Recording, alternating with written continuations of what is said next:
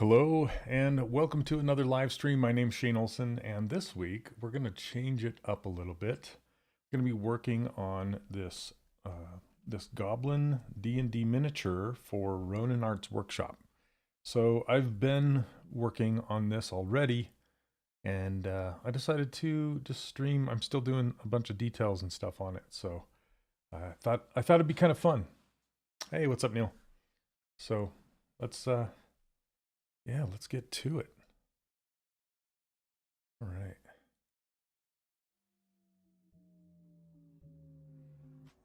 Hey, Brad. Welcome.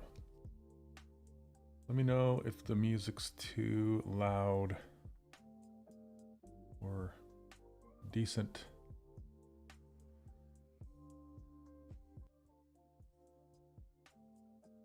Hey, other Neil. How's it going, you guys? Okay, so where I left off is I was putting ropes on this thing. And I need to split this big armor section into 3 overlapping pieces and then add some tassels to it. So go ahead and do that. So how's everybody doing today? We just had a major earthquake. It was pretty dang big.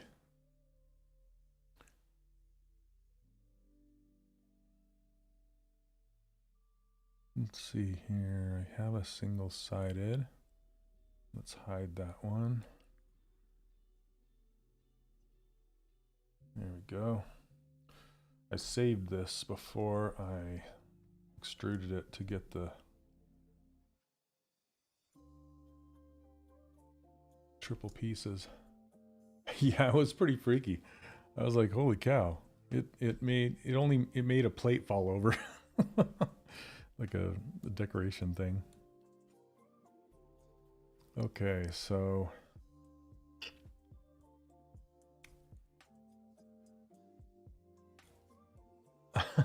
Film Buff Joe, are you from I was just gonna ask if you were from Utah as well. That's where I'm at. Yeah, it wasn't big enough, I don't believe big enough to cause any damage, but it was, unless the epicenter was like, you know, somewhere where there was damage. I haven't heard anything yet, so we'll see. It wasn't very long at all. So I'm going to go ahead and insert some edge loops here. And then just delete these. So I can do delete edge poly loop. And just go boop and boop. They're gone. And now I have 3 separate things. Okay, and now can mask this off.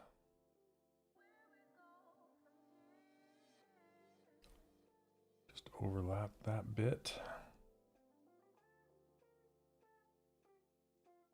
And the same thing here.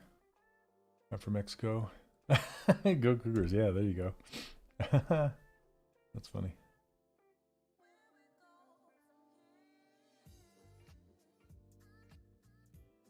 All right, so I was going to extrude all, like everything. Just give it a little whoop like that.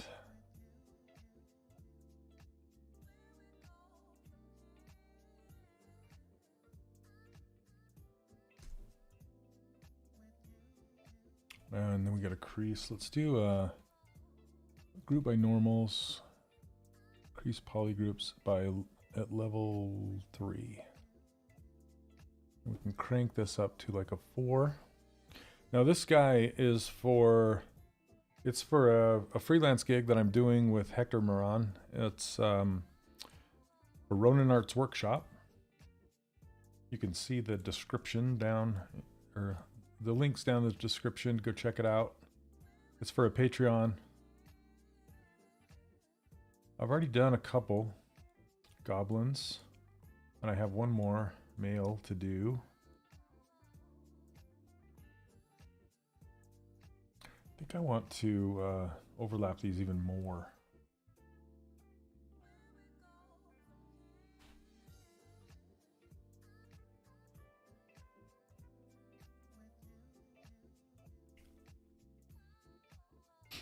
Okay. So if I turn on move, topological, I just want to pull this out a little bit. Just because with the scale of these, when they get too small, when they get that small, I should say, these lines kind of tend to disappear unless you really exaggerate them.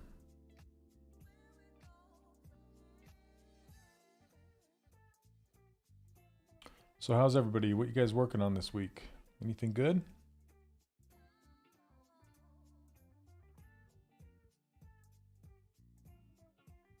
I'll pull that too far back there.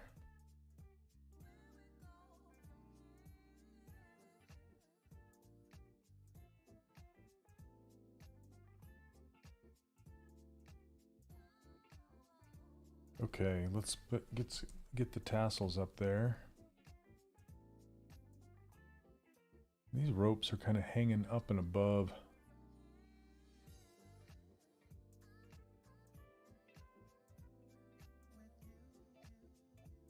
Oh, is it showing scope? Oh, is it showing Ashley's? Okay, let me see if I can update them again.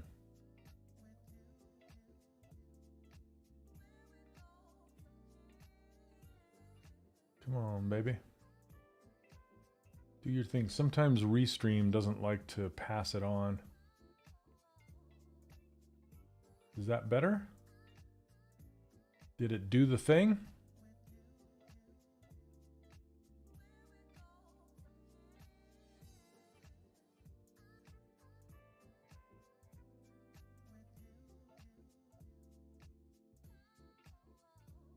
Okay, great. Thanks for letting me know. Jimmy, what's going on, man? How are you? Hope you're doing great. Who is this sly guy you're sculpting? This is Samurai Goblin for Ronin Arts Workshop. Yeah. How you been?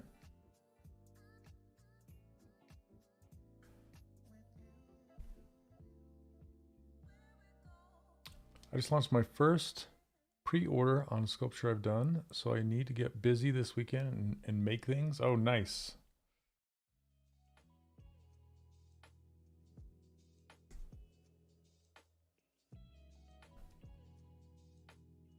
Is it for like a Patreon or something? Or a My Mini Factory? Or what are you doing it on? And you did some pre-sales, or what's going on with that? I don't quite understand what you mean there.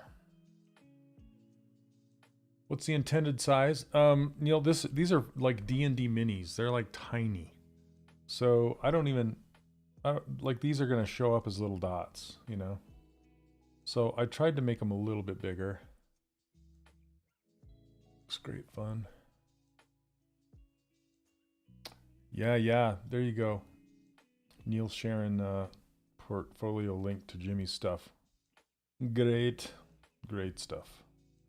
All right. This is buried a little too far.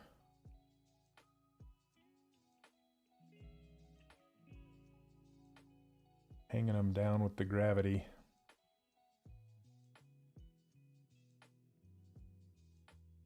I was just telling these guys we just experienced an earthquake here. It was a pretty big one.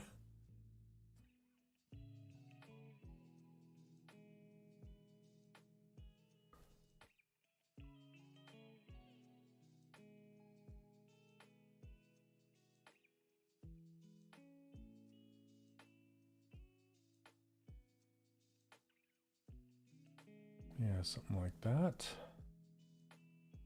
One more time.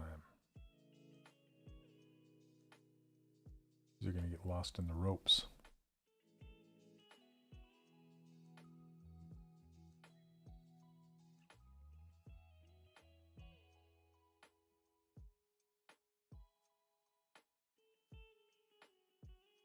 All right, I can show you some two other ones that I've worked on. Doing good, been hectic year. Been moving a couple times, ugh, which is such a hassle, yes. Trying to get up and running again. Man, that's no fun. All right. Yeah, let me show you some of these other ones.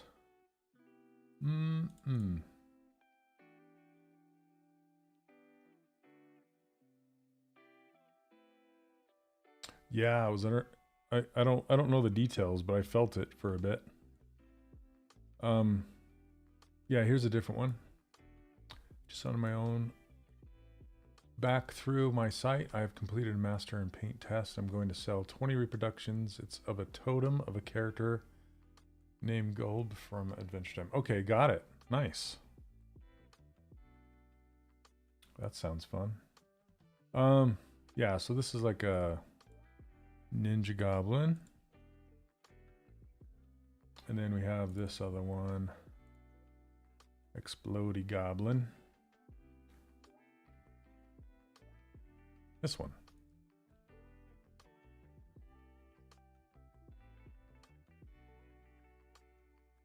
Yeah, weird. I had just sent Hector a file of this one, and it was missing these paper things. I don't know where they went, but I have them. They're here. So Hector, if you're watching, there they are. I don't know why they're missing, but I need to come back in and fix this. So anyway, they're a lot of fun.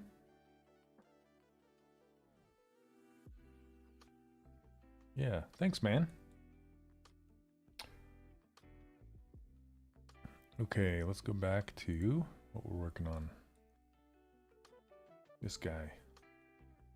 I'm still trying to decide if I like these eyebrows or not, or if I want to do more like the concept where they're just kind of low profile, you know. I was thinking about doing them a little shaggy so they kind of match that, you know, that hair tuft in the back that's kind of shaggy. But I don't know if it's reading. I've learned a lot from your streams over the years, so thank you for all these great videos. Absolutely, yeah. You should come join us in my school. I got a new school going. That's what I've been doing, Jimmy. I have a new school thing going on. Oh, are you kidding? You got your first Kent Melton sculpt production maquette the other day. Grown Tarzan. That is amazing. That is amazing. I can't wait for his documentary. But yeah, still sad. I was able to meet him at CTN one year, which was fantastic. Okay, I need to get this plate kind of closer to his shoulder and his arm, and then put the little strings on there.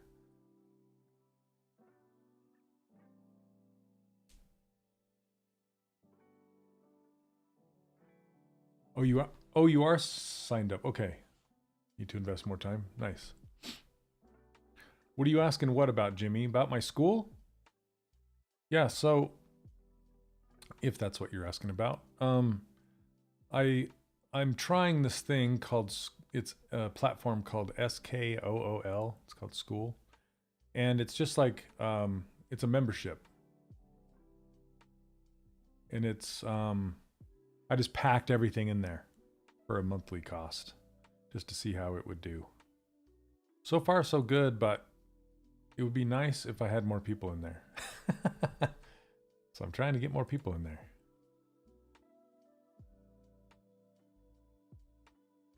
I'll show you what it looks like. Should get you in there, Jimmy. So it looks like this. This is the platform, and it has like a classroom with all of my courses in there, including my 3D character workshop and the older one. Yeah, this is a brand new one. This one I show you how to cut and key and print out a Lion-O, which is a lot of fun. And then there's a calendar. We do a bunch of stuff like this live stream right now. Sculpt hangouts and mentorship hangouts. Yeah, it's really fun. And it's got some gamification, some leaderboards and whatnot. But yeah, it's a lot of fun, a lot of stuff going on in there. So a lot of good art. So if you want to check it out, it's just school.com/3DCW.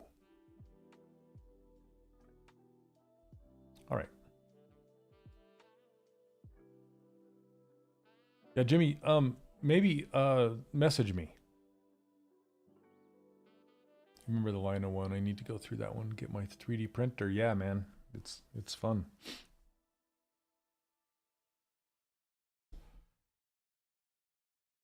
Yeah, reach out to me. I'll get you in there. Okay. So these tassels are part of the other tassels. So I'm gonna mask the other ones off. And I think these, is this rope? Yeah, it's by itself. Okay. I just need to move everything together. This and this and this. These tassels shouldn't move because they're masked off. Yeah, okay.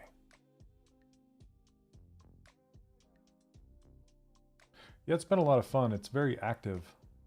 A lot of people in there. And I do monthly challenges to give people, kind of like I used to, you know? So I can give them some feedback at the end of the challenge, and it's been a lot of fun. I need to get a new challenge going for this month. I'm kind of running behind, but because I've been a bit busy. I'm gonna be doing contract work for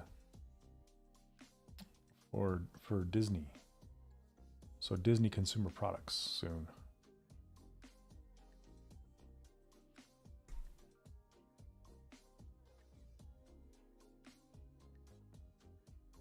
Okay, I think I like that. I scooted it closer to this one just so it's not sticking way out there. When you have minis and you have like big stuff sticking off, it tends to, like, I don't know, it can catch, and it just depends on what the design is. Okay, let's get all those strings in there, and I also got to build this mask. I was gonna like duplicate his face and build the mask off of that. And then just these little details, like these little straps and laces and all the things. And yeah, this is the reason he's got a different face. That's on purpose. It's because it's kind of being referenced from this one, but this one is a little too human. And I started with because they've done a bunch of goblins before, so I started with their base mesh goblin, and then adjusted some of the proportions to be closer to this. Nice, Grats. Oh, thanks. I talked to Consumer Products last year, but it didn't work out due to contract differences, unfortunately. Oh, really? Yeah, it could have been fun, for sure. For sure. Yeah, I'm excited. I have no idea what they're going to have me working on at all. So, yeah, I'll probably, and I don't even know if I can say once I do get assignments, you know, because they're kind of strange about that. So, okay, let's see. What do I want to do with those laces? Maybe a cylinder.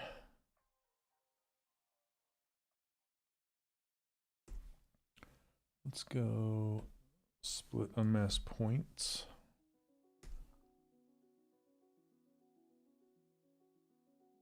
So Jimmy, were you trying to do it through your company? And well, we can talk about it later.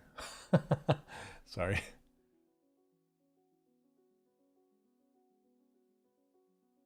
Probably not, or the mouse will be knocking at your door. Yeah. Yep. With his sunglasses and his cronies.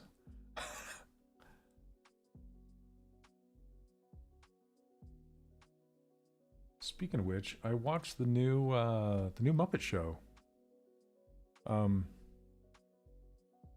I was pleasantly surprised. It felt like just another episode of the old show, you know? And it didn't feel old, and it didn't feel like they were trying to be all new and hip. It's great. Yeah, it's really good. It's just like the old Muppets. What I really like about it is they aired it on a Sunday night, which is like, you know, the old Muppet time slot, which is great. Thanks, Gusty. Gusty, I don't know how you say your name, but thank you.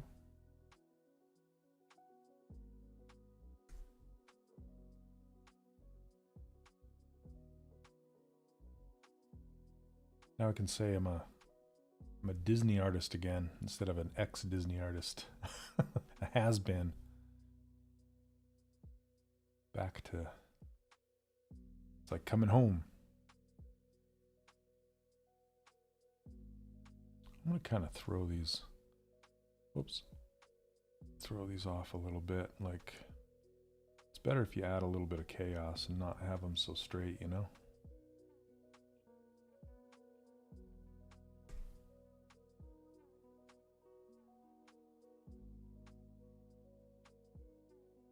Talked to Damien a couple times. Oh yeah, that's who I'm working with. He showed me some stuff. They couldn't tell me anything regarding projects. Yeah, they're pretty closed-lipped about that.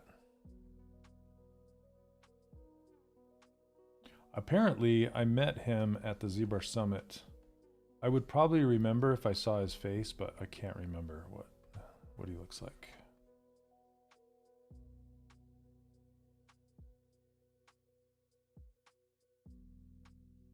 I meet so many people when I go to those things. It's hard to keep it straight.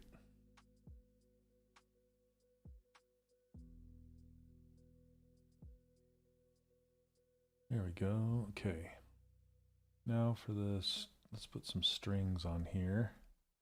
Now, what I typically do when I do stuff for 3D printing anymore is I will, hey, what's up, Ernie? How are you, man? I will, I'll put the string all the way through the arm. Like, I'll show you. So I'm still in this subtool. I'm going to save it. Save it. Okay. Give my regards. Forgot to answer him in a mail last year. Feel bad about it, but I was dealing with some heavy stuff. Oh yeah, no worries, no worries. Will do. Happens to the best of us, man. Okay, so cylinder.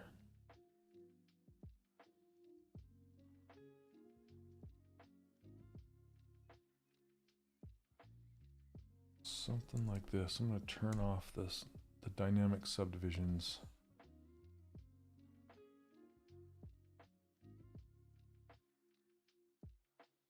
And then I think I'm going to split this off just so it's in a, I can work with it by itself.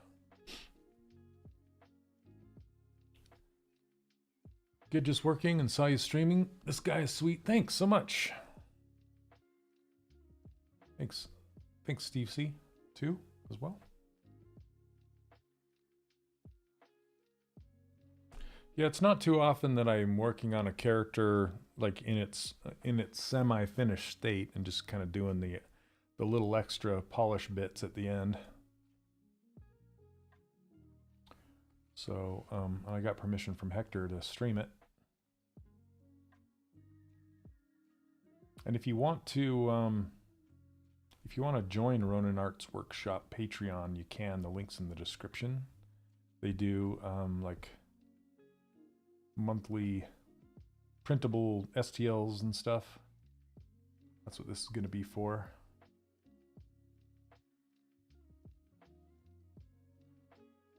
Okay, so I want this to kind of feel like it's wrapping into his armpit.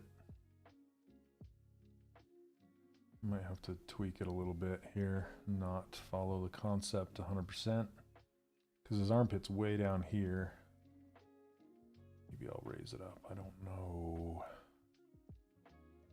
Then I gotta make it show up on the back side as well.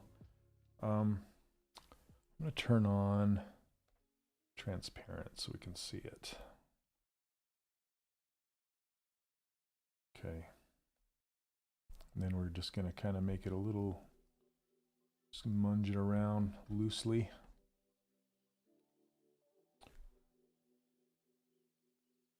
So Jimmy, are y'all settled now? Is the chaos pretty much over, do you feel? Hope so. Hope so, hope so.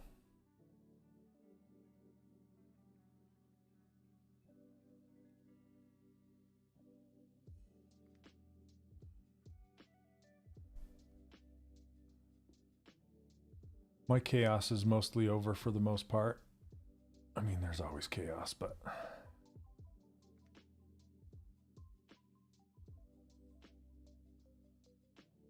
had to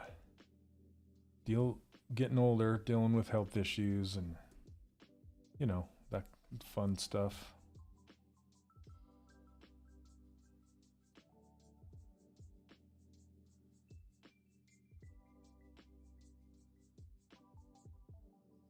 I don't want to get these too close to each other, but I want to make them feel realistic and like there's some ties.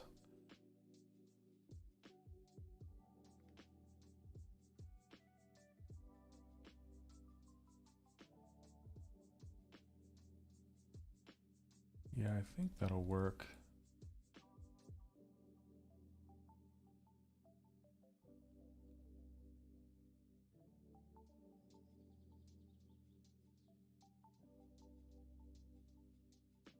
I might put a knot right there. Moved into our new place less than a week ago. Oh gosh, it's still fresh.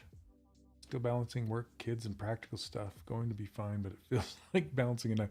Yeah, no kidding. Hey, hey, welcome to the stream.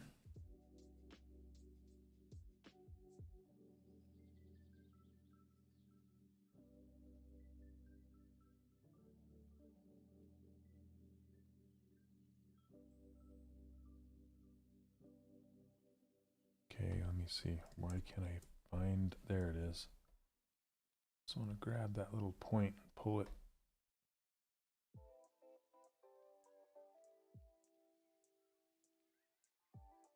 Okay, that works.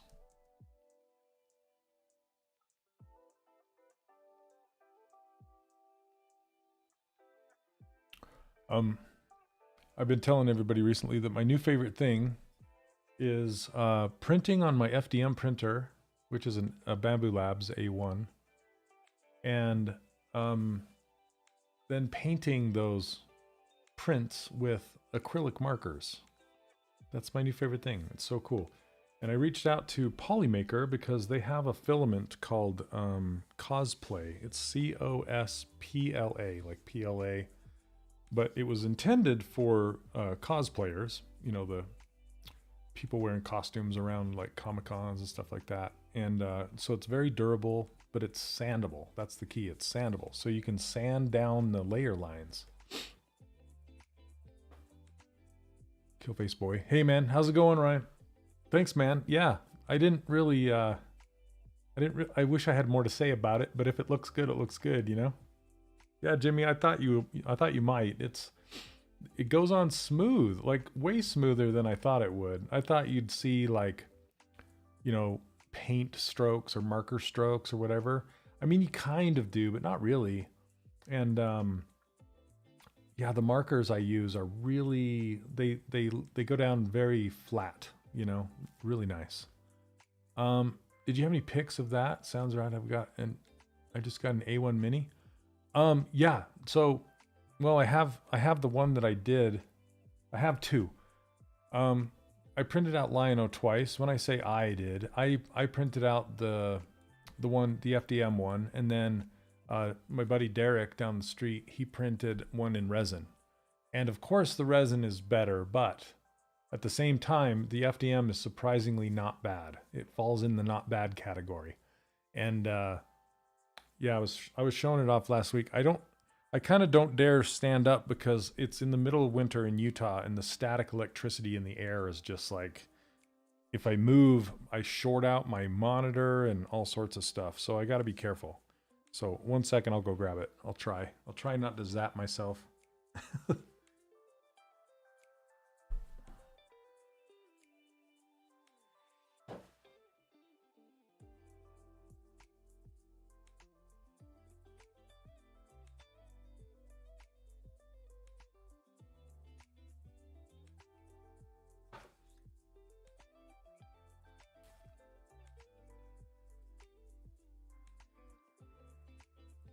Hey, Kurt.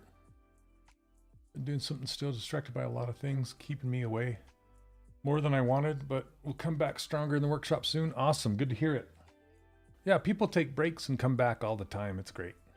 No need for apologies or anything like that, or guilt, or yeah, it's great. That's why I like it so much. Man, I need better glue. That's for sure. And yeah, one of my students, Sean, was just showing me this 3D printing glue that works fantastically. It's like a gel. I need to get it. But let me switch cameras. I'm still in the circle. It's a filter. I can't really change it, but this is it. Check it out. So look how big it is. Here's my hand. I'll cover my face to hopefully get the camera to focus. Yeah. So it does a pretty decent job, you know? And this was raised, this logo, so I was able to just kind of hit it with the black marker after I painted the red in there. Yeah, it's really fun. And same with these eyebrows. See, they're slightly raised, so I was able to just kind of color them with the... Yeah, it's... I didn't paint the whites of his eyes, but I did paint the pupils. And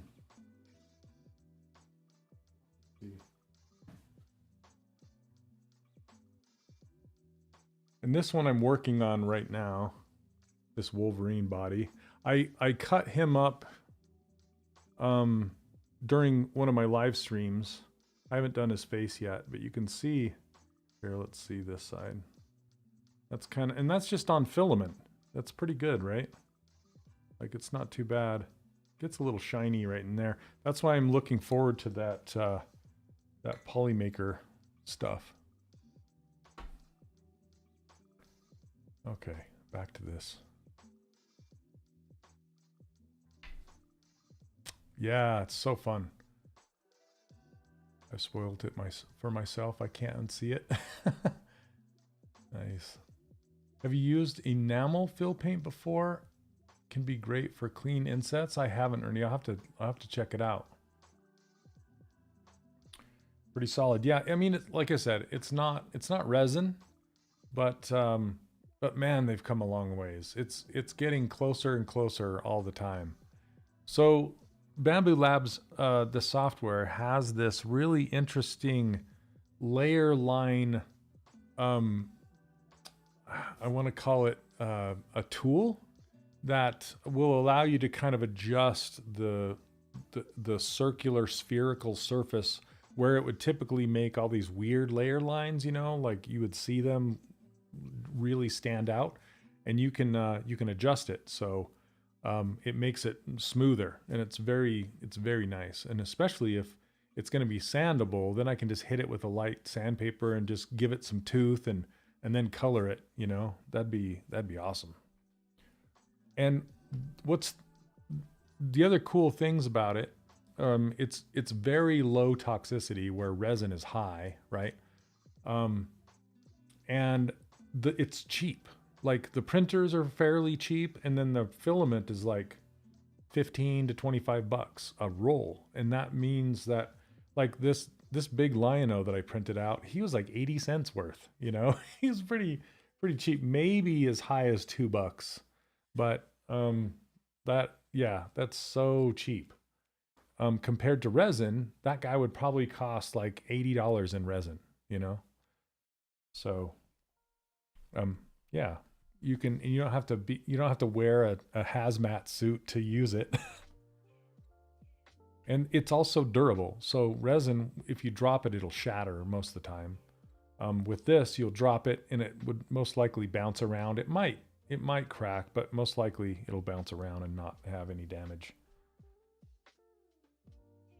Okay. So I'm still working on these strings. Let me get... Looks like there's a couple more. Is it called Fuzzy Skin? No, here, let's just do it. Let's just show you.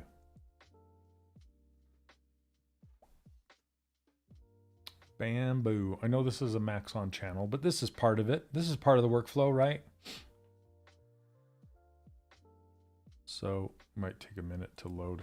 I'll just wait for it to load up in the background while I still go do these string things. So I have these two. See, this is what I mean by going all the way through it. This way there's no chance of getting pockets underneath it.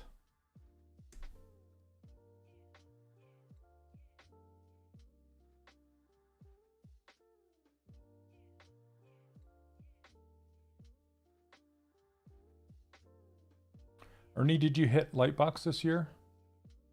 I wasn't able to go. Okay. I'm gonna cancel this for now and open up. Let's open up this one. This is the Wolverine on the plate. So, come on. There we go. Yeah, so you can see the pieces here. Let's see the top of his round head here. If I grab this, there's this tool called visible layer height right here. And it has these options right here. You can click adaptive and it will adjust its layer lines to kind of be either larger or smaller based off the roundability. And then you hit smooth and it smooths it out. So the green is a little more horizontal and the orange is more vertical. And it kind of gives you this graph down along this side. See, it kind of shows you where it's at. And you can adjust these sliders to either adapt more or less. And then it won't give you those really strange kind of layer lines at the crest at the top. So yeah, you can do this to every single piece, which I've done here. See, you can still see it. It's actually more prominent here than it is in the print itself. So you can kind of see where it circles and peaks out right there. So then when you go to slice it, you can, I don't know if I have supports on here or not. I might. But that's the tool that you use to fix those layer lines. So you can see it'll still do it like this. It depends on the nozzle size that you have. See, it'll still just kind of do, but in reality, when you're holding it and looking at it really close, you barely see this. You barely see it. So, especially when that's why I'm interested in getting the sandable kind, because then I can kind of sand that even smoother and make that go away, you know?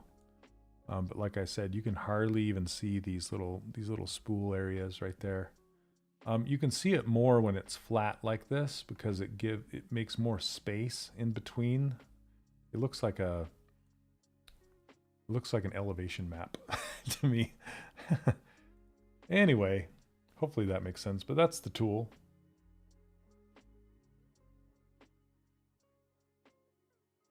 You weren't able to go either? Dang. Yeah, I really wanted to go this year, but it wasn't in the cards. I want it to be above on this one and below on this one. I might have to adjust this armor piece to make it work. And it starts to get pretty thick right here. Oh, I duplicated a second one. I gotta pay more attention. Let's do auto groups. Thanks for showing us. Sure. Yeah, it's super cool. You're very welcome. I'll just use this one over here.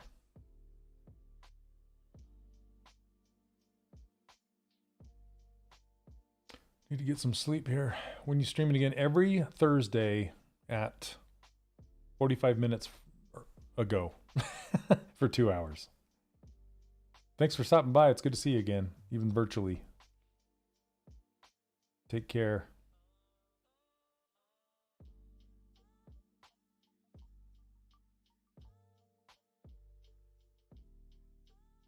Okay, so these I want to kind of squish down more. Let's turn on topological. And these raise up more. I don't want to create a pocket underneath there, so I got to be careful.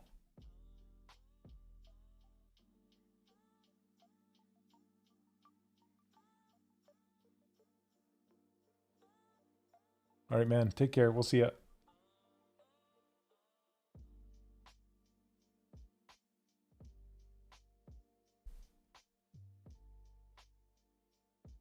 Turn on transparency. I can tell that this disc is like going way too far back.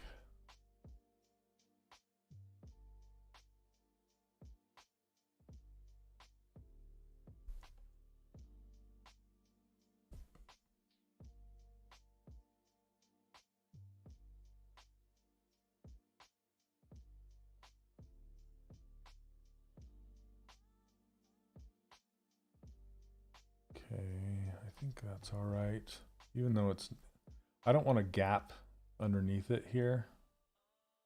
So I just kind of make it so people can hit it with a paintbrush, you know, even though it doesn't look like a thin strap, you know, because the thin straps aren't going to print very well.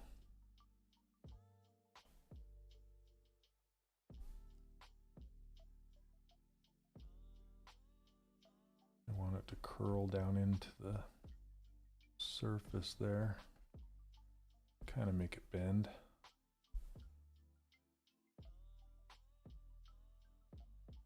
Fake it, fake it. All right. And it looks like we kind of have a knot coming out here, and then the mask is hanging off of it.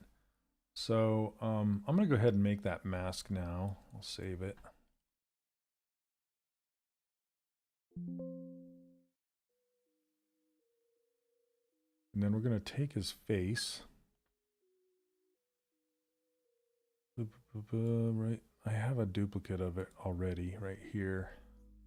It doesn't have any subdivision levels. Yes, he's got a full body. And then I'm just gonna, just so the mask looks like it would fit his face, I'm just gonna like chop off the front of his face. That sounds horrible, but that's what I'm gonna do.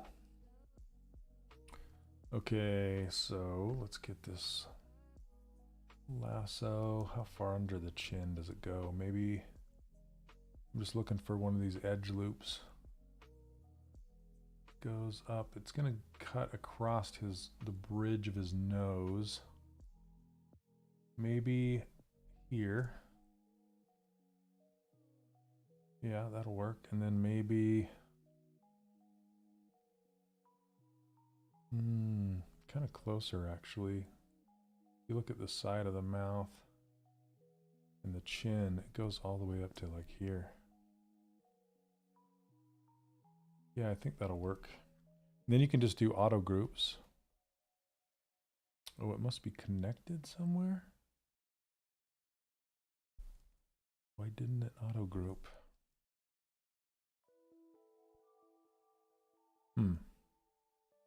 Because usually when you put something in an island like this, and you say auto groups, it will put whatever's in its own island in its own group. Let me try it one more time. I don't know why. That's weird.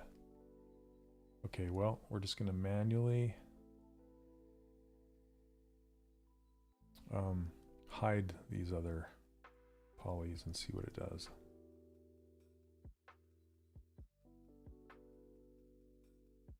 Or is it giving it an off color? I don't know.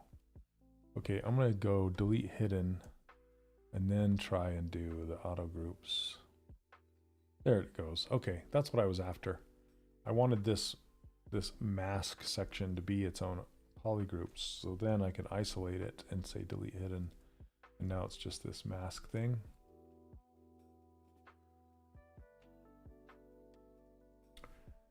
And I'm going to use posable symmetry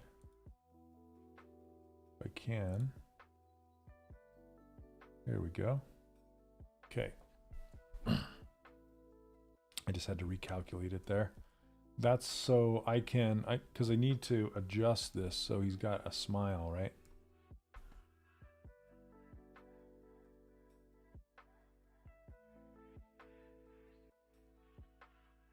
Whoa, too fast.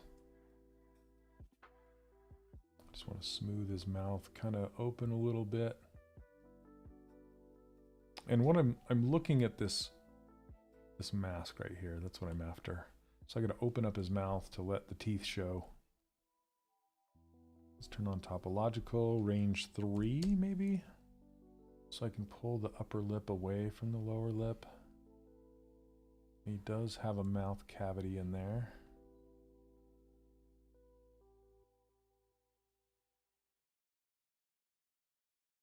And just smooth it down. And his bottom lip kind of curves up, so Just going to pull this down.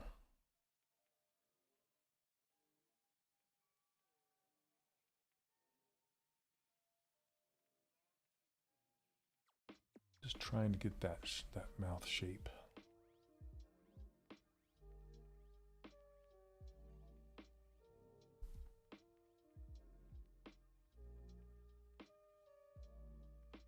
Okay, and as far as, let's turn on double so you can see it. His that mouth reminds me of Nathan feeling. That's funny.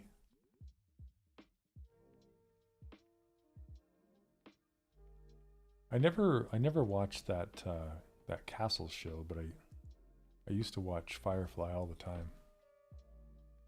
Did before you open it? Oh, I see.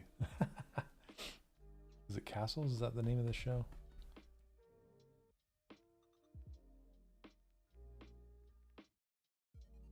Okay, so, oops, didn't mean to do that. Let's get rid of the paint, make it red.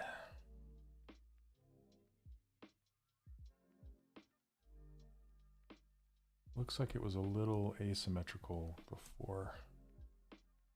And then I'll add some thickness to it as well, and then shape out the outside of it. Whoops.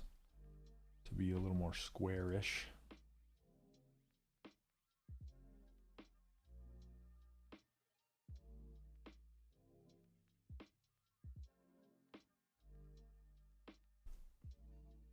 It's funny because his nose already kind of matches that that samurai mask look without even adjusting it too much.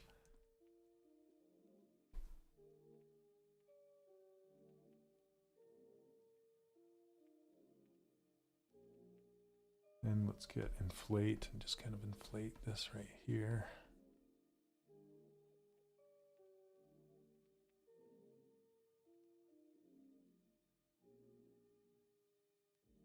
So it looks more jester-like. Court jester.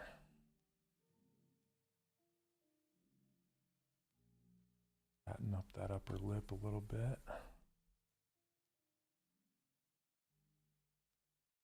Has a lot of volume in the cheeks right here.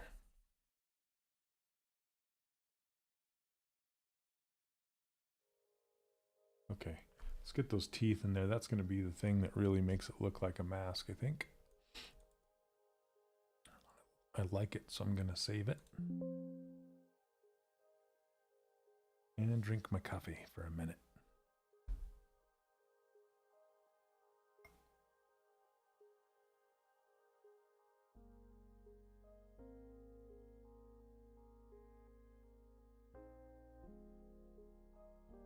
Okay, so let's get these teeth. I'm just going to grab a cylinder and then grab this color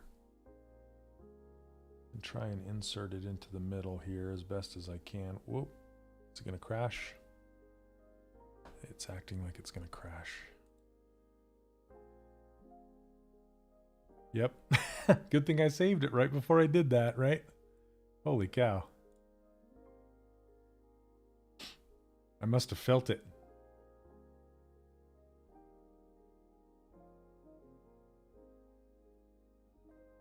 Launching.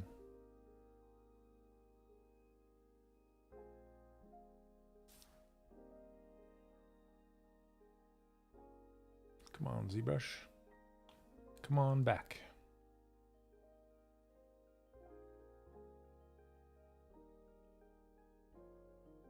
I was just telling people we just had an earthquake, not like right before I started streaming. Okay. It was a pretty big one. I'll just grab this ruler scene. Go ahead and save now. Yeah, right? A friendly reminder, save your stuff. Okay.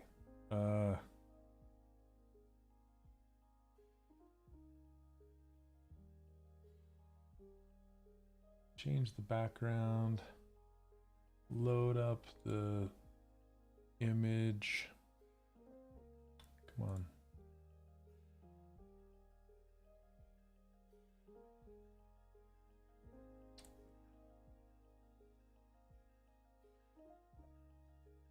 This one. I did feel a disturbance. All right, scale it on down. Crank that opacity, and then if you click on this brush, you can hold down Control plus Alt and drag on the background and it'll make it disappear. And then you can switch the color to black and paint out this guy over here. This is just kind of a little top view extra. Stick him in the corner and then turn off spotlight projection and then load the real one. This is an older one.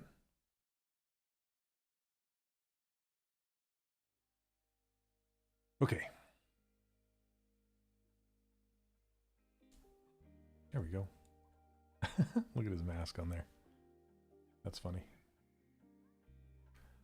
Okay, so I wonder why it was having an issue. I'm going to actually save the project itself.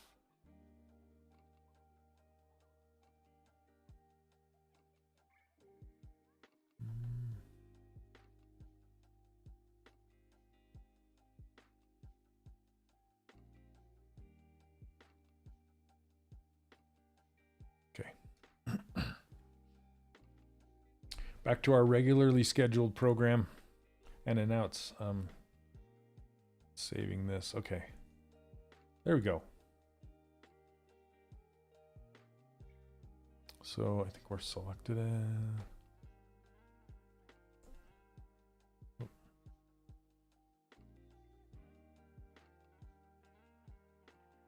Okay, I don't know why I couldn't insert a mesh into here. Maybe because the symmetry was on. I'm going to turn that off. There we go. Okay, no crashy there. Don't know why it's blue. Then we'll do split unmask points and then turn solo back off. Well.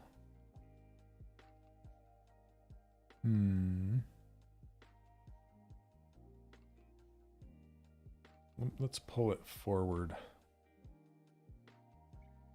so we can actually see what we're working on here. And then grab that color again. Okay. Maybe I'll put this mask in a folder so I can hide everything else. Let's see, what do we got here? No. Is it in the folder? It is. Okay, I'm going to pull this out of here. Pull this out of here. Then hide this folder, which hides his face. I need to organize this file much better. I'm missing some folders. But I can grab... So here's a little trick you can do. If you want to put two things, I mean, it's only two things, so it's easy to put into a folder, but I can just go turn on the pizza box thing, clear everything. So everything's clear like this. And then only turn on the two that you want, like this. And then when you click Control F to put it in a folder, it will give you this little warning saying, hey, you got several visible subtools. Would you want to put them all in the folder? And you say, yep. And you just call it mask. There you go. And so now it just created a brand new folder with both of those objects in it. So that's really super duper handy when you have a whole bunch of subtools that you want to put into a folder without having to monk around over in the subtool menu, you know? Because sometimes it's easier to pick objects out in the viewport rather than, you know, trying to like find them in the big list of everything. Because I'm getting, like, I have 48 subtools now. That's a few. And so I have to go through here and really just kind of, yeah, it reminds me that I have one or whatever the smaller Japanese demons are called sketch to finish. Yeah, nice. Where'd you say you are again? Sounds like you moved. I'm in Utah. Yeah, that's where I'm at. You'd think I'd be in California with the earthquakes and the industry, but nope, I'm in Utah. That's where I've mostly always been. I had a time up in Seattle for a while, but now I'm back. Okay, so I'm not gonna put everything into folders right now because that would be boring to watch. But I do want to hide all this stuff, so maybe I'll put it all in one folder. You have 86? Nice. Double. Okay. So, I'm going to hide everything that I don't want. Oh, you thought I was in Colorado? Close. One state away. But no. Okay, I'm going to hide the mask for a minute. And then select something else, like this blade. Okay. And then let's turn on the pizza boxes and just select everything. Put it all in a folder. I'll just call it body for now. That way I can just hide everything except for the mask. Boop, boop. There we go. Okay, back in business.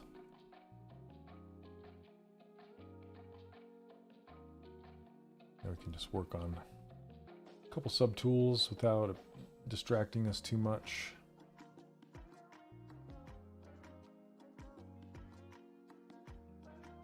And I'm going to go ahead and clip the teeth in the back. So you can use this clip curve brush. And just kind of clip it down like this. I'm going to add thickness to this mask so it will cover up most of the teeth. But I want to make sure, you know, I think I want it to go back in there. I'll wait to cut it till after I adjust the inner mouth and get that all set up.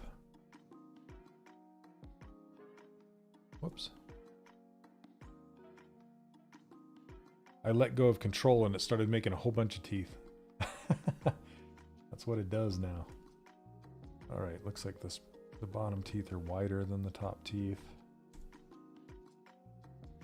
Come on.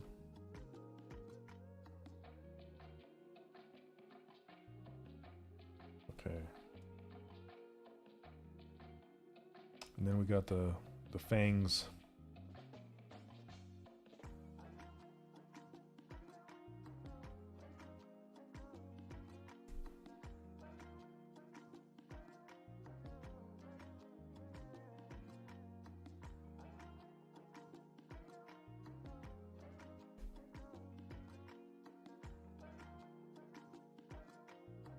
Rotate them out. And I just use the move tool to just kind of push them into shape.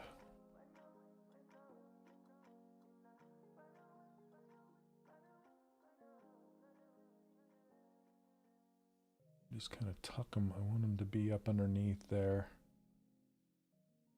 with a good shape to them. That's good. Okay, I wish I could do a mirror and weld on this, but I cannot. So I have to, well, I think what I'll do, I can either just insert another one and shape it out or just try and rotate this one around. Or duplicate it and mirror it. I could do that. But I think I'm just going to duplicate, whoops. Duplicate this and just spin it. That'll add, it's always nice to have things not perfectly symmetrical, you know? It just adds a little bit of life to things. You know who told me that? Too bad Jimmy's gone. Is well, he told a friend. He told my buddy Matt Thorup. He said, turn symmetry off as fast as you can. work non-symmetrically, because Kent Melton is he was a traditional clay sculptor, and he didn't get the luxury of working symmetrically, which was a good thing. Okay. So if I were to extrude this backwards to give it thickness, it will flip the normals, and it will kind of, it extrudes on its normals, on it, whichever the face, the way the face is facing. So it might cause some issues. So instead what I'm going to do is extrude it a little tiny bit outward, and then grab that and just move it. I know, right? Yeah, it needs symmetry on for shaving. Oh man. Speaking of which, I'm getting a little burly right now. Sometimes I get lost in my day-to-day freelance stuff and kind of forget to do simple things like eat and shave. Okay, so let's do what I was trying to explain, but I'm going to save it first. I feel a disturbance in the force. Let's say this is 6.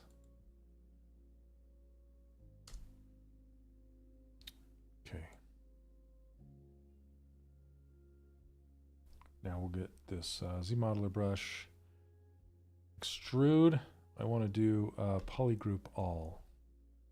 And I don't want to extrude it out a bunch. Just a little. Okay, it was... Is that enough? All right.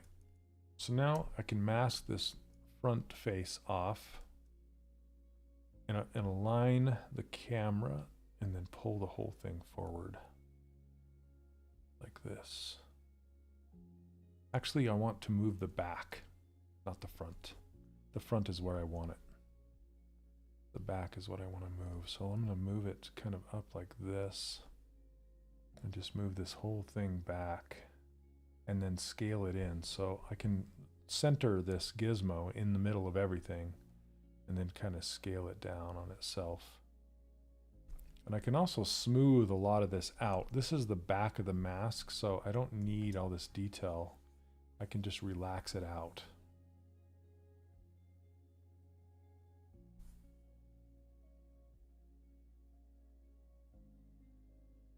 Kind of going back and forth between relax and smooth.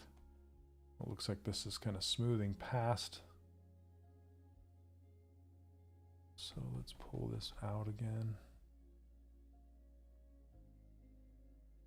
That will probably work. So now I can see where the mouth, like the mouth interior is, and I can kind of pull this back. Pull this back, smooth it.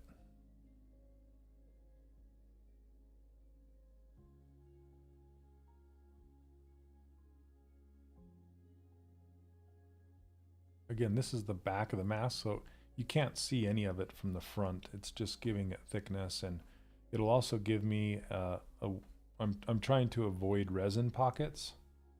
So I can actually really move this back in space like this and make sure that it's embedded into the surface of the shirt, so there's no chance of pockets.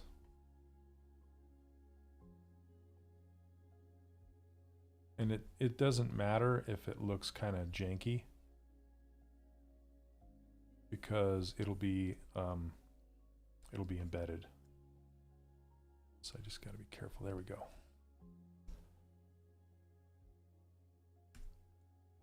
We'll turn on dynamic subdivisions. Now we have our little mask.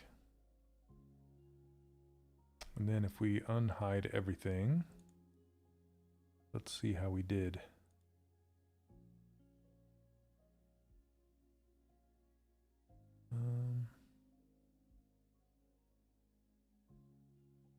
Yeah, not bad. Then we'll just kind of hang that. I think it's a little small now that I look at it. I'm gonna make it larger, but it looks like it would fit his face, right? Because I made it from his face. But yeah, I want to scale it up. So we can go, if we do transpose set, then it will automatically put everything hidden except for what's in this folder and turn the pizza boxes on. So now I can scale the whole thing up together and I can move it too. This gizmo is kind of in a weird location. Kind of get it aligned better, so now we can move it and rotate it easier along its axis. Whoops, it's kind of like this way. It's going to want to have it kind of hanging down here, and I'll add the little straps in a minute. But then, see, I can embed it inside his armor. Kind of shrink it this way just a little bit. You don't have to know that it won't fit exactly. Maybe a little taller.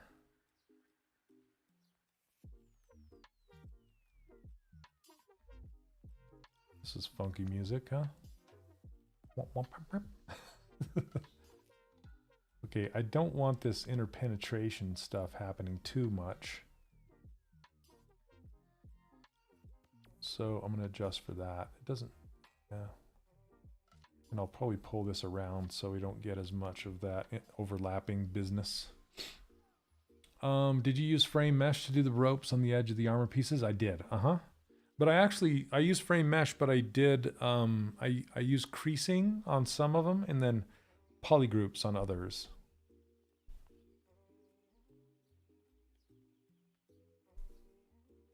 You know, I think I'm gonna scale it this direction too. Make it just a little flatter. Yeah, I don't mind. I like that.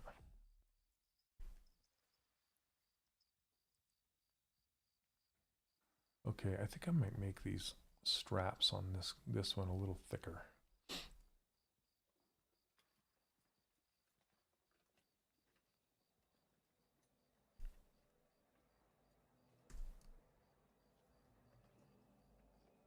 Let me see here. This guy's looking great. Thanks so much. I really appreciate it.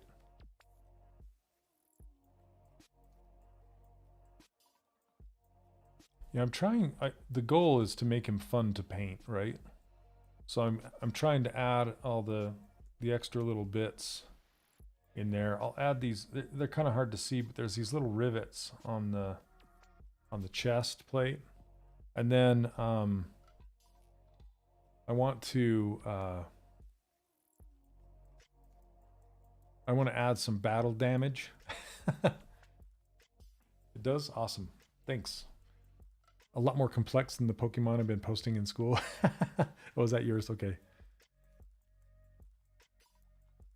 Thanks for your reply, by the way. If it's, are you Sean? Or is it a different Pokemon you're talking about? A couple people are making Pokemon.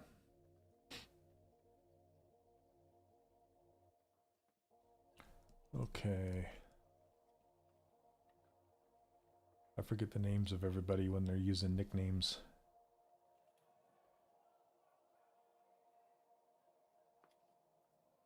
Yeah, there we go. Thicker. Easier to hit with a paintbrush.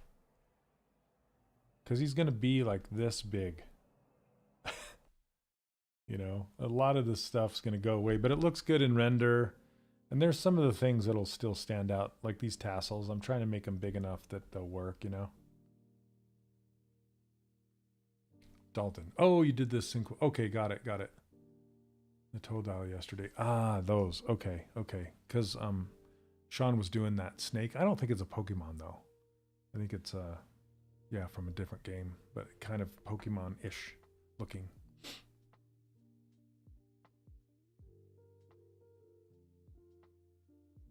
Oh, yeah. You're talking about this guy, right?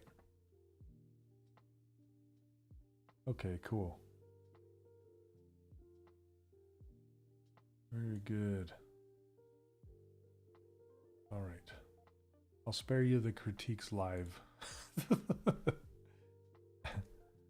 fun. Very fun. Okay, here we go. What else? I got to do the straps on the back. Well, I don't know where the color went on this one. That's weird. Nice.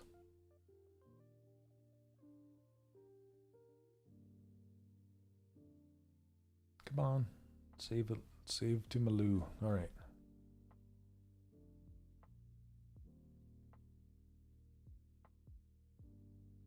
I'm still on the straps. I'm just going to take these and duplicate them back.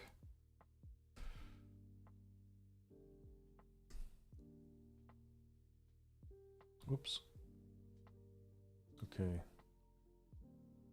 There we go.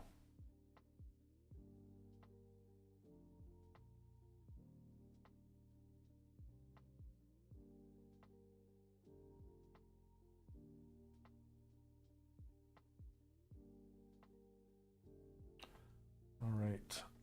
Straps. I got to make sure that these aren't the same polygroup. So auto groups will put every different island into its own group. So it's an easy way to separate them out if you got a bunch of different islands.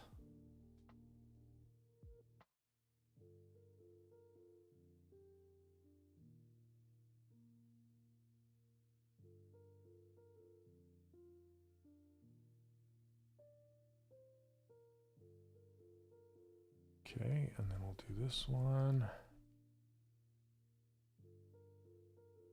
Kind of just like to align the gizmo. That way I can just kind of squish it around.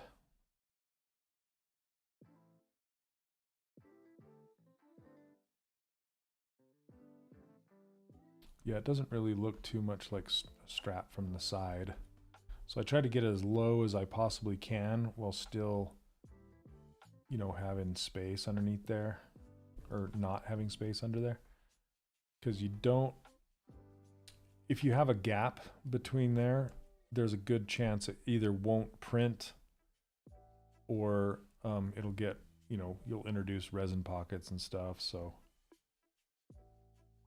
try to avoid it. And from this distance, it looks like straps. I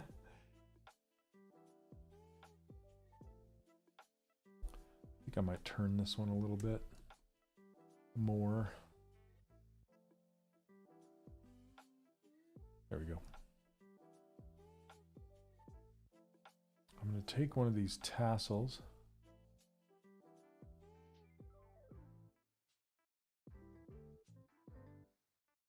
Oh, was it already masked off? Maybe. There we go. And I want to put it. Come on, baby. Come with me. I don't know why it got caught and left behind. That's funny. I'm going to put it like right there. That's weird. Like it just decided to stay behind and the gizmo kept going. I've never seen that before. I think it's because I have dynamic on.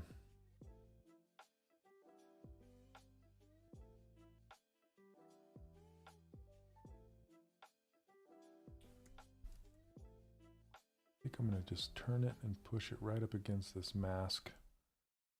You also want to do that too, is like no gaps. Just try and close things up and make it so it's more easily printable.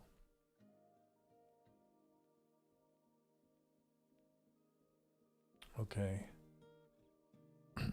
Now with these armor pieces, I had an idea what I wanted to try, and it may or may not work. Let's solo them and take a look. They're really low resolution at the base level. They just look like this. They're low. So the idea is to, they do have edge loops around these things. I can either do it one of two ways. And what I mean by it is, I want to detail the the borders so they kind of look like tattered rope borders, you know, like wrapped or, you know, just kind of sewn in every so often, so they're kind of a puffy, rough texture. And right now they're just extruded from the main shape like this. But see how they kind of have that little turn in there? And that's just a result of the dynamic subdivision or subdivisions with this kind of geometry. So how I would solve that is to separate them off from the main shapes and then just have them be a border. And that would probably be the cleanest way. I think I might do that. Otherwise, because I don't want to do it again, and I know that would work. So, and I don't know why I didn't do that in the first place, like I did with these ropes. And I might want to thicken them up just a little bit too. So, okay, I'm trying to decide how I want to do this with them. Because I just need to turn these into single-sided objects, the main shapes. And then I need to close off this interior wall and make it a solid shape. So let's work with them like this. So step one, I'm going to separate all these objects off into their own subtool. How you do that is just say split hidden. And now these are all separate. And if I turn off double, you can see that they're twinned, right? And they're both kind of facing the wrong way. I want to extrude them out again. So I'm just going to go auto groups and then isolate all the interior shapes. Let's hide all the exterior shapes. So that one, that one, that one, that one, and that one. And I use the new ZBrush retopology tool to draw this topology on the surface. That's how I got these.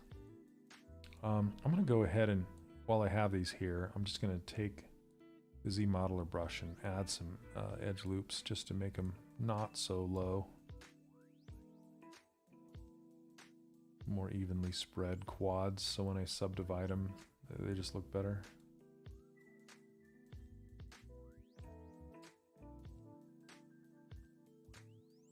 Okay, I think the shoulders are fine. And now the normals are flipped, so I'm going to hit flip right here. It's on my interface, but I'm going to save it first because sometimes flipping the normals makes ZBrush go, ah, and crash. Okay, are we saved? Okay, here we'll turn off double and then say flip. Perfect.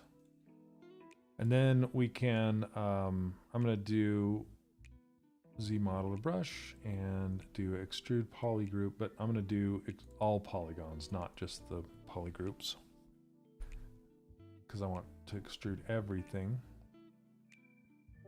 There we go.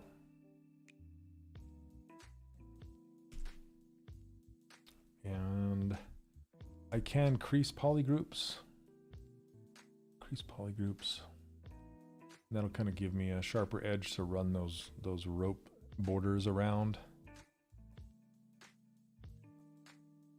Okay, now I'm trying to decide. Yeah, I think it'll be easier just to start with these. So I'm going to go back to this one. And you can see all of these have open holes on the interior. And I want to close those. I think if I hit close holes, it might not understand what I want. And it might close across instead of this way. So I might have to go to each one of these. Let me think about this. Best way to do it. Best way to do it. The new topo, yeah, the new retopo tools are phenomenal. They're just fantastic. I love them. Probably my favorite retop tool now. Yeah, I've tried all of them, and I was on the beta test for them. Right, I think I can say that now. But I sat down with them and said, hey, this is what I would love to see in a retopo tool, and they said, okay. This is a commission for raw, yes. How's it going, Juggly Sticks? Yeah, the description down in the description. Well, I don't know on Twitch, but on YouTube, there's a link to Raw's Patreon. So I'm gonna try a bridge. Bridge edges. I don't think 2 holes. No, I gotta go edges. Go like this, and it'll bridge it. And then I think if I do a close holes, it might work. But I think this will just take way too long to try it out because I have all these edge loops and stuff. I think it might be better just to use these guys and just snag the borders and just extrude those again. And yeah, so I'm gonna do that. So let's duplicate these guys. Okay. No, I don't want to duplicate the whole folder. Where are we?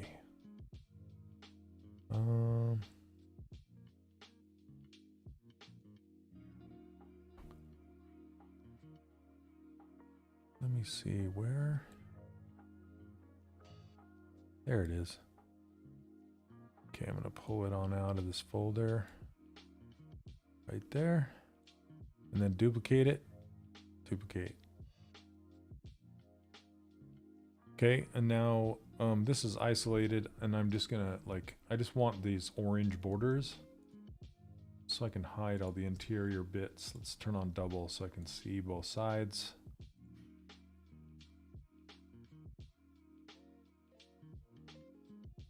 Okay, there's all the borders. And then just delete hidden. And these are flipped. I want them flipped the other way, I believe.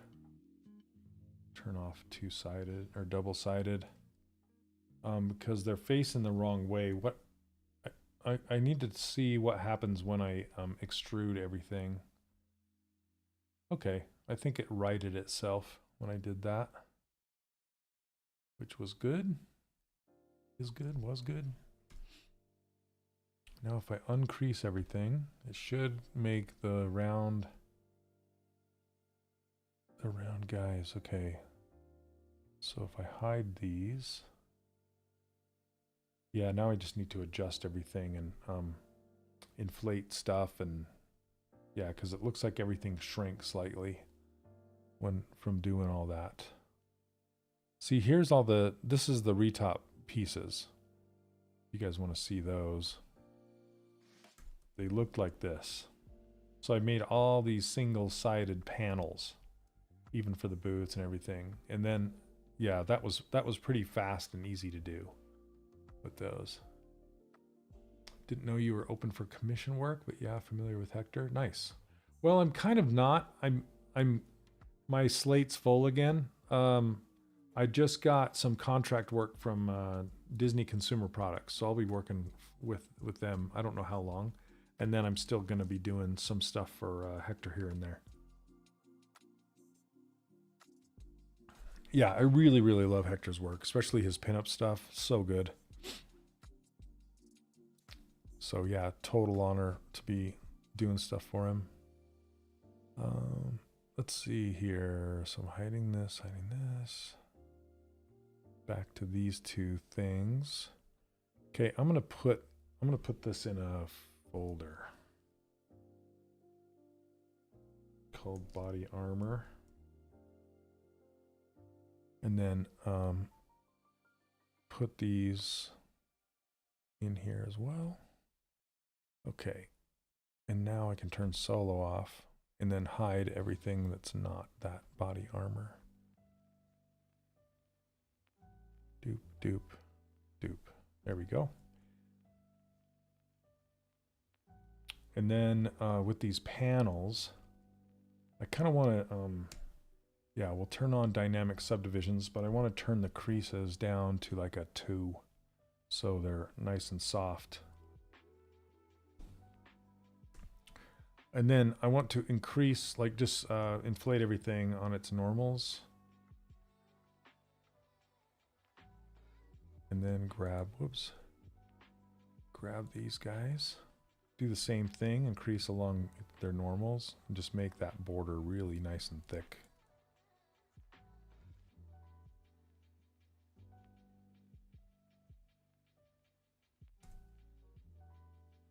Okay, I think that'll work. Let me show that body again. No. No. Gosh dang it. I messed it up.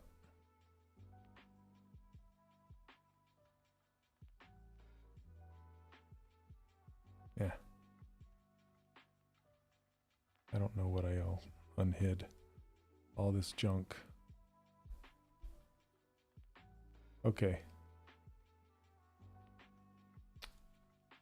There we go. So now I can just grab this this gray color and fill these. I think I might have gone a little too overboard with the thickness of these guys, but yeah, I think I'm going to squish them down a little bit.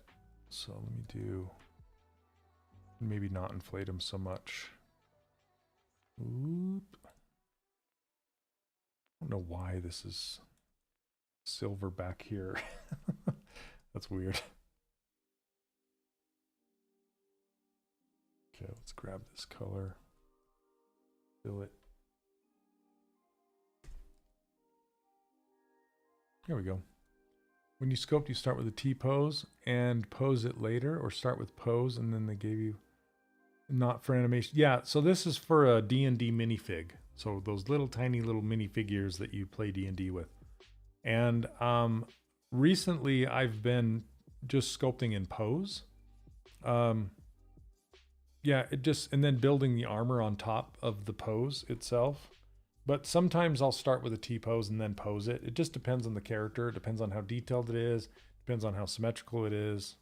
You know, all that stuff. But I feel like recently it's been much easier to just pose it and then put the clothing on after that, because a lot of the clothing, like the soft cloth, will kind of go along with the body underneath, right? So if it's not posed, you can't really pose the cloth because the body's not doing what it's going to be doing, right?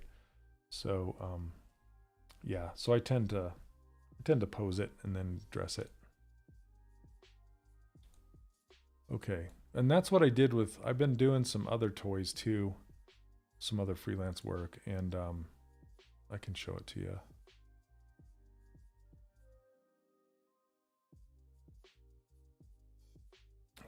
I gotta dig a little bit here. Give me a second.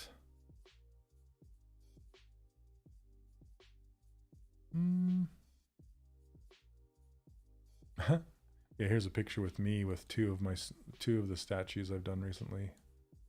There you go. So these two I posed and then put the cloth around. So this kind of gives you an idea as far as like not, there's no way I would have been able to do this clothing in a T-pose and then, you know, and then match it like after I posed it, right? So yeah, I just did the pose first and then put the clothes on. Yeah, those were a lot of fun. Okay. So I'm going to hit apply on this dynamic subdivision and then divide it a couple more times, because I wanted to try a technique that actually Hector was showing me using the /2 brush, which I thought I had it loaded, but we crashed. Sure. So the /2 brush is buried in the light box. I need to pull it out on my interface. But if you go to the Maxon tab and then you go to the /brushes, it is /2 right here. Okay, and then so the way the /2 brush works is it kind of goes, oh, let's turn RGB off. And it's pretty powerful. Let's turn it down. Yeah, so it makes a profile. Here, let me just draw the profile. It's really interesting.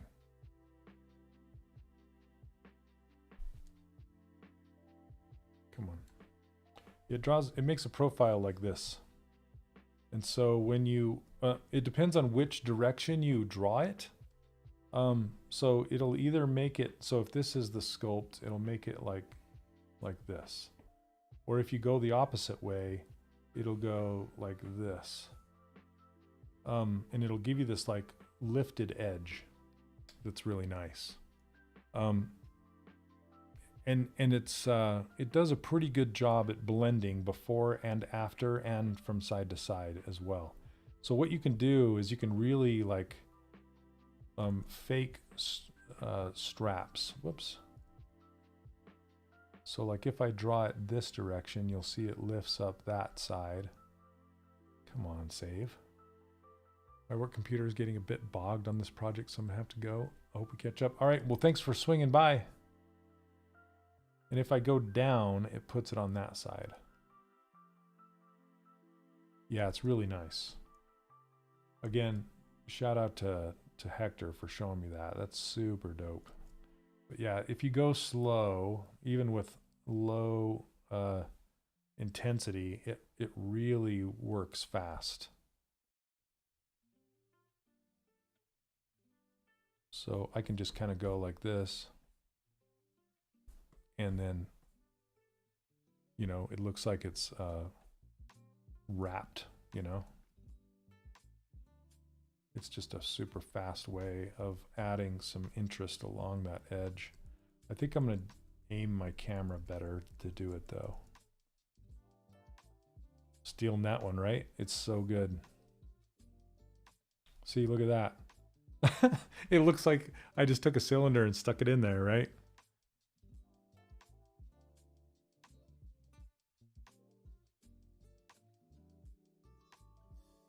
Oops. Yeah, you can build it up to make it look like there's two of them. Like that, maybe. So fun. Look how easy that was. I was just like, what?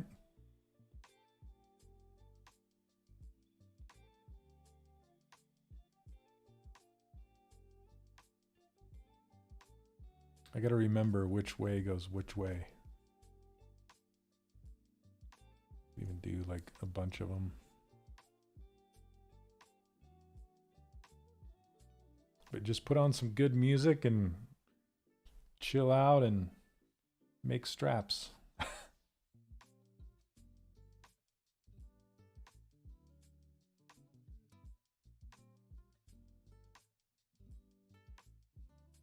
And also vary up your, so you don't, what you don't want to do is this. I mean, maybe that's the look you want, but you know, add variety, go this way, that way, maybe twice that way, or go like this. Yeah, you don't want to just put triangles down either. And then the distance they are from each other is another one.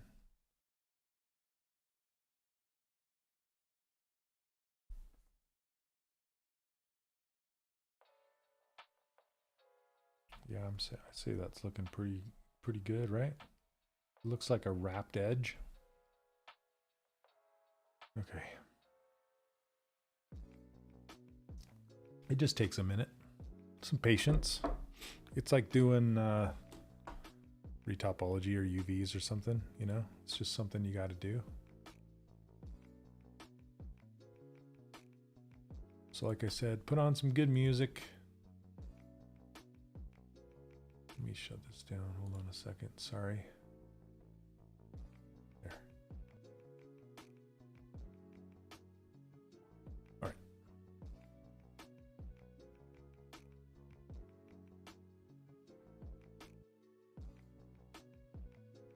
Got to be careful with how close you get to this one. So I think what I'm going to do is do auto groups, which will put each of these in their own group, and then that way I can like mask this one off so I don't accidentally draw into this one.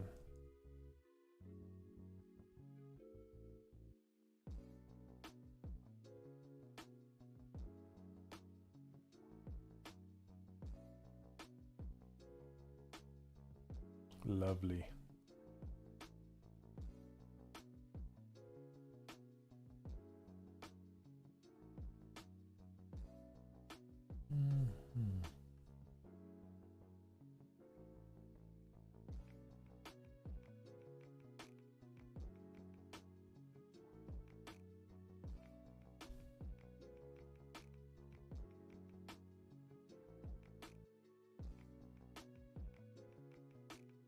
I think the faster you get, the more chaotic you get, the better. There you go. You guys like that? Does it look believable? Let me back it off a little bit.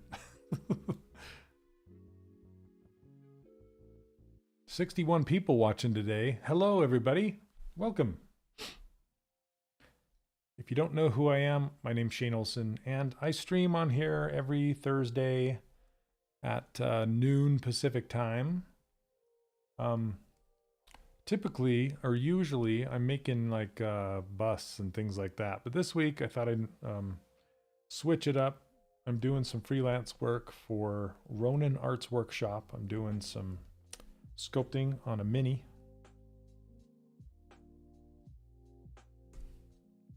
And I've done a couple other ones for him.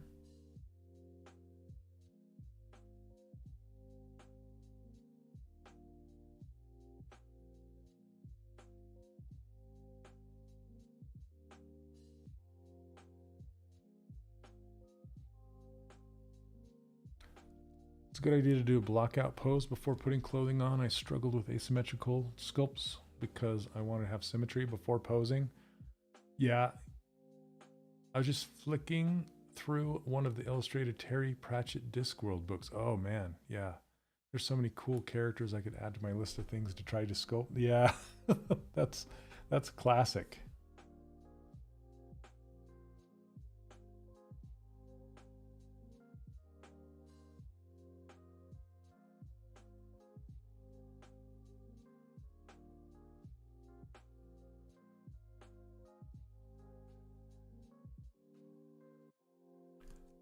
Good one.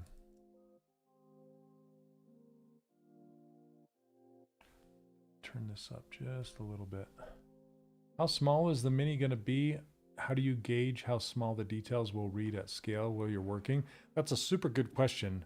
And I don't know, honestly, until it's printed out, but I kind of have an idea in my head what will show and what won't.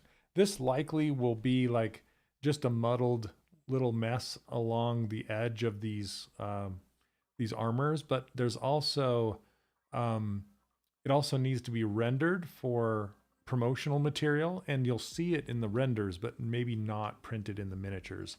But they print them out in two different sizes. You can print these out like a little bit larger than a D&D minifig, and you would probably see it in that more.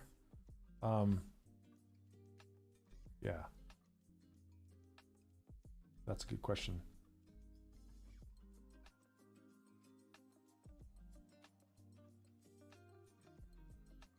But I think, so this will probably print out at about this size. So you would, yeah. You can kind of, so you can kind of see the silhouette being broken up like that.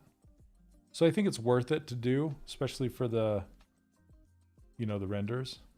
But some of the smaller stuff, probably not as much. So I should probably be a little more heavy-handed with it than I'm being.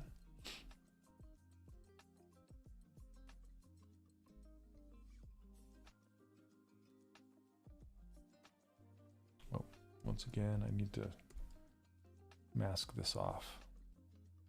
So let's crank it up just a bit. I don't want to make these look different, so I don't want to. Yeah, I should probably be doing it that big.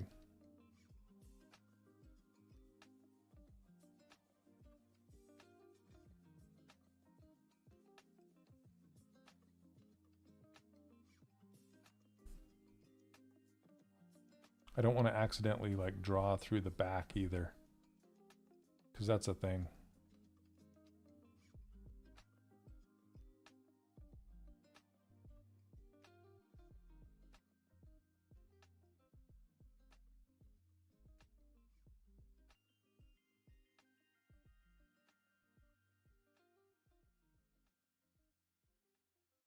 starting to get curvy. I gotta get me to go like that.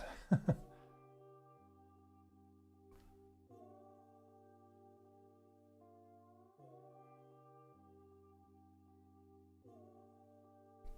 got a little messy. I'm trying to move a little bit faster. Yeah, that'll probably read a little better. So maybe I'll go through and punch a couple of these bigger.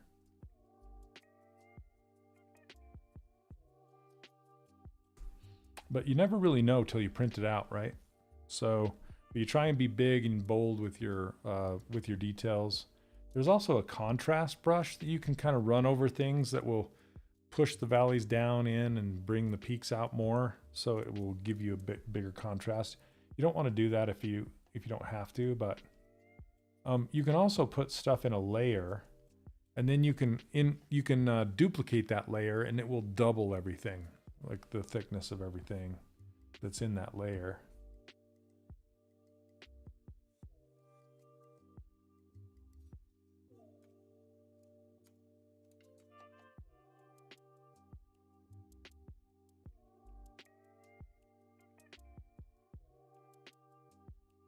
Making a mess here. Hold on a second.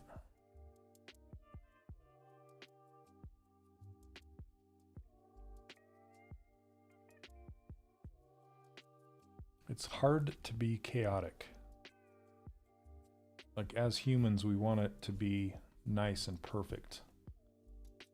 When I was making the fur around the hood on that recent character, I had to make conscious effort not to repeat the same pattern exactly. It's so hard. Because you tend to, like, your human intuition is to make it even and the same, and trying to make it chaotic and organic is difficult.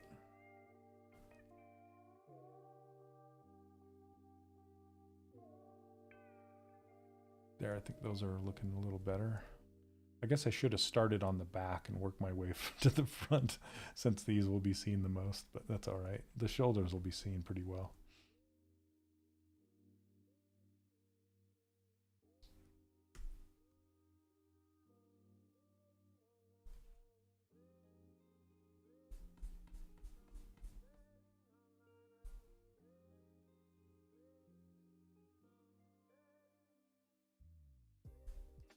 I think the faster you go, the less time you have to think about it too. And you'll get better results.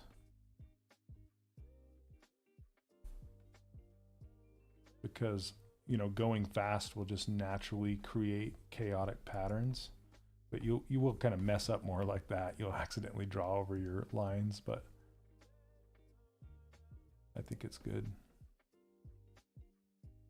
Yeah, see, I think that's probably the most successful one.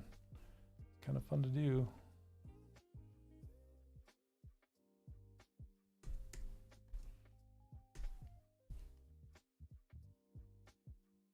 Let's start over here.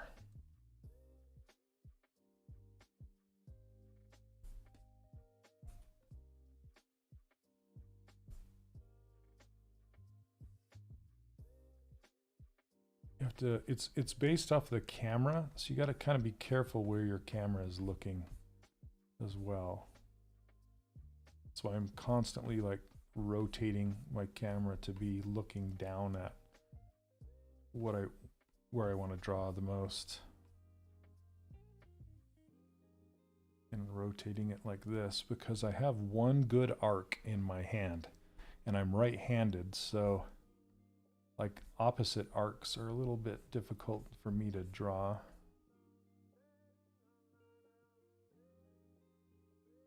There we go. Okay. Job's done. Yeah, look how light this is now comparatively. So I think I'm going to add some more, or kind of pump these up a little bit. Let's see.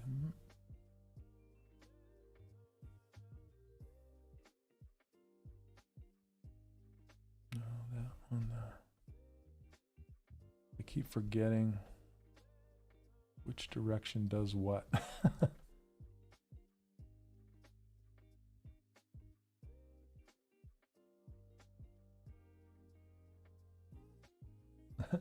I keep forgetting. Okay. Hopefully those will show up more. It's a little messy through here, but it's all right. Okay. So if I go and yeah, I think I messed up like showing everything. There's the mask and the body. Let me save it.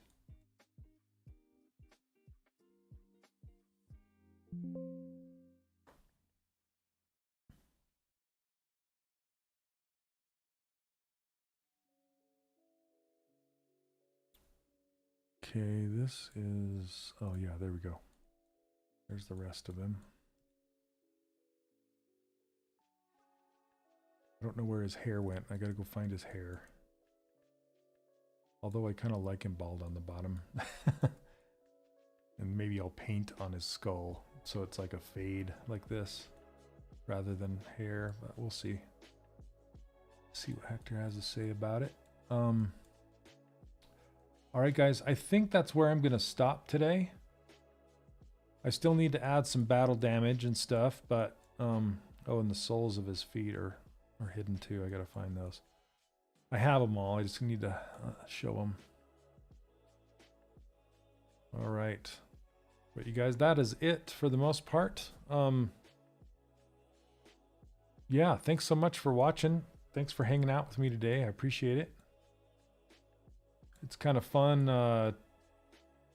sculpting in some detail like this, you know, rather than, you know, just doing a bust like I normally do. So that's cool. Yeah, thanks. Thanks so much. I appreciate it.